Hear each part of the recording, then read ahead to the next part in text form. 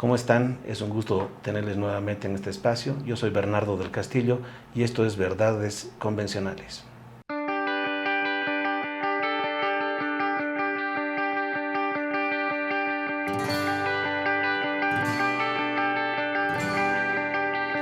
¿Dónde está el paraíso que buscamos los dos? ¿Dónde está la vergüenza desnuda, la maja vestida por puro pudor? ¿Qué pasó con los otros? Stephanie es ingeniera ambiental, especialista en justicia climática y paz, pero además es la actual presidenta del Instituto Boliviano de Urbanismo. Entonces, Stephanie, bienvenida. Bueno, Bernardo, muchas gracias. Feliz de estar aquí para tomarnos un cafecito y charlar. Qué maravilla. Stephanie, la intención de convocarte el día de hoy era conocer un poquito tu mirada sobre lo que está pasando actualmente en términos de evolución de la temática del cambio climático a nivel global. Ha pasado hace poco, en el mes de noviembre, entiendo, la última conferencia de partes, la COP29, y luego ha venido una avalancha de sucesos políticos que cambian la perspectiva, a veces un poco pesimista ahora, sobre la posibilidad de cumplir los objetivos del mundo en términos del reto del cambio climático, pero quizás nos puedes más bien tú ilustrar sobre esto de manera más clara, ¿no? ¿Cómo ves el mundo? ¿Cómo ves el tema? Bueno, creo que sin duda geopolíticamente es un escenario bien complejo, pero para retroceder un poco creo que la data y la ciencia también está ahí para acompañar este proceso. Hemos visto, por ejemplo, que este enero pasado, el de enero 2025, es el enero más caliente históricamente registrado. Y esa, por ejemplo, es una señal muy clara de muchos procesos que han ido pasando estos últimos años, obviamente con temas de la sequía y la quema en el Amazonas, con todos los incendios que recién han pasado en Estados Unidos, California, o los veranos terribles que han pasado también en Italia, en España, en otros lados, o que están viendo retrocesos de áreas que son continuamente congeladas, ¿no? En Rusia y en otros lados. Entonces está empezando a generar ahí un interés particular geopolítico en algunas zonas inexploradas del mundo, por ejemplo, porque justamente siempre estaban congeladas, pero también nos está mostrando que más allá de lo que queramos creer o dejar de creer, la data nos muestra que efectivamente este ha sido un año sumamente caliente, a pesar de que pensaban que por la niña se iba a enfriar, ¿no? Que hay un proceso de enfriamiento y no ha sido. Pero corrígeme, cuando dices hay un interés geopolítico, ¿esto es una admisión de los que decían ser no creyentes de que el cambio climático sí existe, que está ahí presente? No, creo que por un lado vemos que, por ejemplo, procesos o grupos de extrema derecha, por ejemplo, son claros negadores de que las actividades humanas son causantes del cambio climático, ¿no? Entonces ellos no creen que de ninguna forma ralentizar algunos procesos extractivistas o de crecimiento de las economías basadas en procesos extractivistas debería pararse de ninguna forma porque, y justamente es la idea esta de la campaña actual de los Estados Unidos de que hay que sacar todo lo que está ahí debajo de la tierra porque hay que mejorar sus reservas de petróleo, por ejemplo, ¿no? Pero sí, efectivamente hay un interés renovado por Groenlandia, hay un interés renovado por algunos territorios en el norte, entonces creo que ahí también hay que echarle un ojo que no es que viene de a gratis, ¿no? ¿Y qué ocurre en el sur? Porque digamos eso puede ser la mirada de los países del norte, pero geopolíticamente, ¿cómo ven el cambio climático desde el sur, digamos, los países o no alineados, o quizás de esta línea del tercer mundo, o quizás más desarrollados, pero que vienen más bien de una lógica de otros continentes? Hay algunas posiciones, yo diría, que son compartidas, ¿no? En el sur, y hay otras que tal vez no tanto. Pero, por ejemplo, todo el tema que se promueve, por ejemplo, frente al cambio climático de electromovilidad, por ejemplo, como una opción de transición del modelo energético y de movilidad, está fuertemente basado en proveer esos servicios para el norte a costa de un proceso, de dar continuidad a un proceso extractivista en el sur global. Entonces, cuando hablamos, por ejemplo, del actual proceso de, ok, evidentemente hay una crisis climática, tenemos que cambiar nuestros modos, cambiemos nuestra dependencia, por ejemplo, a gasolina, diésel y otros provenientes del petróleo, pero ahí la discusión en América Latina todavía no se ha centrado en sí, pero a costa de quién y transición energética de dónde, ¿no? Porque los minerales que se necesitan, por ejemplo, no sé, para tener las baterías o las tierras raras que se necesitan, no van a venir del norte, ¿no? Entonces ahí, por ejemplo, hay todo un proceso, un nuevo proceso por el que está pasando Latinoamérica y podemos ver qué pasa en Chile, en Argentina, en Bolivia, en muchos países, en Colombia, donde efectivamente al final la discusión vuelve a ser extractivista en nuestros países. Mucho más, que bien que lo mencionas Latinoamérica, porque el debate se va a centrar, el mundo se va a focalizar en su mirada en Latinoamérica a partir de la siguiente COP, que va a ocurrir en Brasil, y va a tener a la Amazonía como su, no solo su sede, sino su tema de discusión más importante. Sí. ¿Hay razones para guardar esperanzas en esa conferencia? Bueno, la anterior conferencia ha traído mucho debate porque justamente fue un espacio promovido por un Estado que además promovía justamente muy dependiente en el petróleo, por ejemplo, ¿no? Entonces era como, hubo mucho debate de si realmente ellos deberían ser quienes reciben esta discusión, porque no es muy coherente. Entonces se espera mucho de que Brasil efectivamente pueda tener un rol más interesante, ¿no? Para traer a la mesa temas de justicia climática de los países, sí, del sur global, pero también sabemos que son parte del BRICS, también sabemos que están jugando ahí diferentes cartas. En ese sentido hay varias cosas interesantes sobre la mesa, por supuesto está todo el debate, sí, pero ¿y la Amazonía? ¿Qué está pasando? Porque no es, si bien han habido cambios de política interna muy interesantes, ¿no? Entre el anterior gobierno y el actual para justamente proteger, es una cuenca enorme de 8 países, o sea, es complejo, ¿no? Su manejo, pero realmente creo que ojalá en esta COP en particular hay mucho énfasis en conseguir el financiamiento suficiente justamente para los países que todavía, pues, a los que no se les ha hecho claro el resultado de un proceso de justicia climática, ¿no? Y entre esos hay muchos, la mayoría en el sur global. Ojalá así sea. Acudo ahora a tu perfil como urbanista.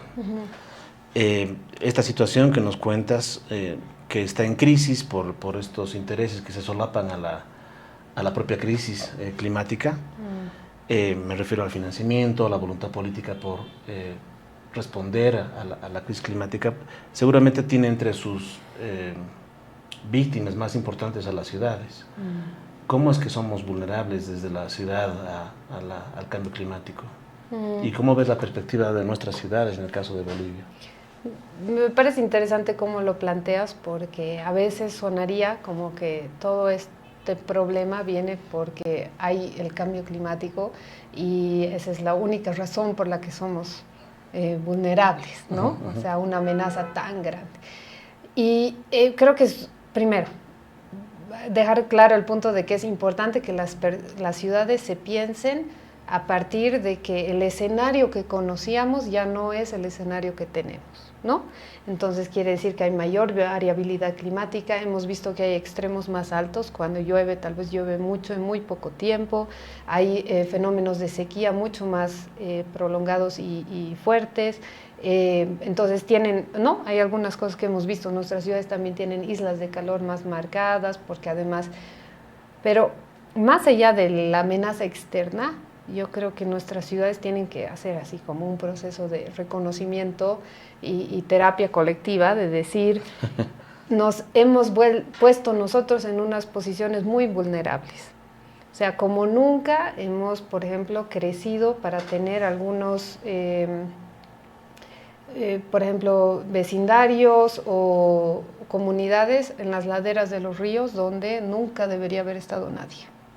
O estamos, por ejemplo, bajándonos laderas y montañas donde también nunca hubo suficiente análisis de suelo para decir aquí debería haber o no una Claro, vivienda. y ahora en riesgosos sin cambio climático, esos lugares. ¿No? Claro, entonces aquí sí, está bien, va a llover, va a venir el río, pero en ningún momento estas casas deberían haber estado aquí. Entonces, en primer lugar, efectivamente el cambio climático es real, sus amenazas también, pero el hecho que nos hayamos puesto en un lugar tan vulnerable es sin duda una de las mayores partes de este problema.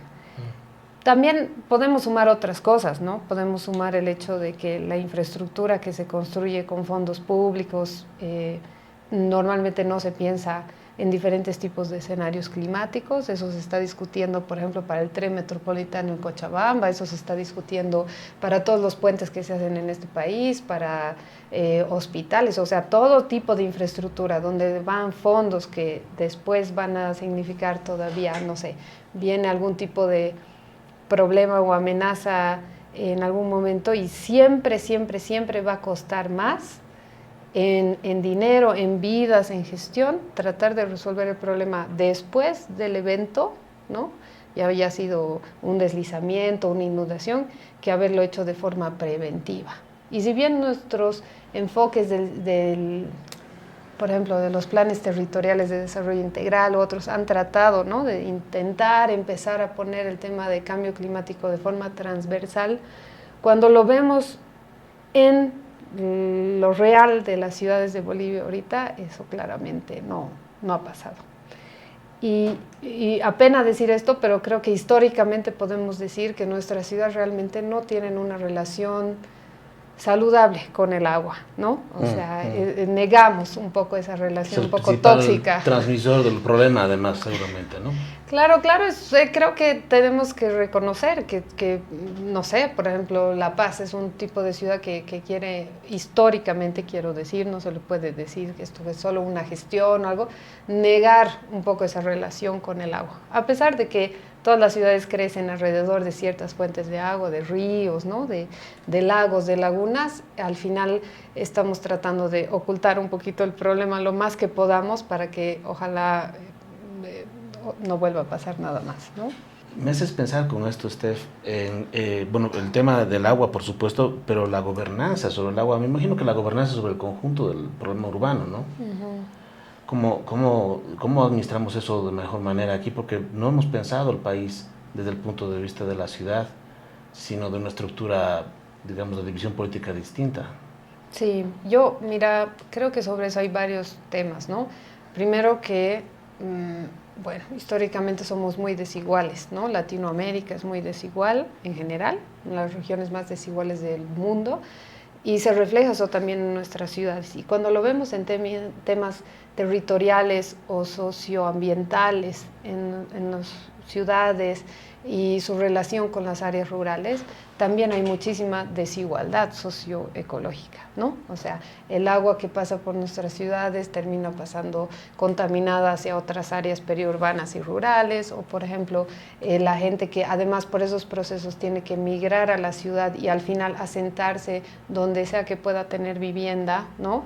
Donde decimos justamente que son lugares sumamente precarios, ¿no? O que tienen mucha vulnerabilidad frente a estas amenazas.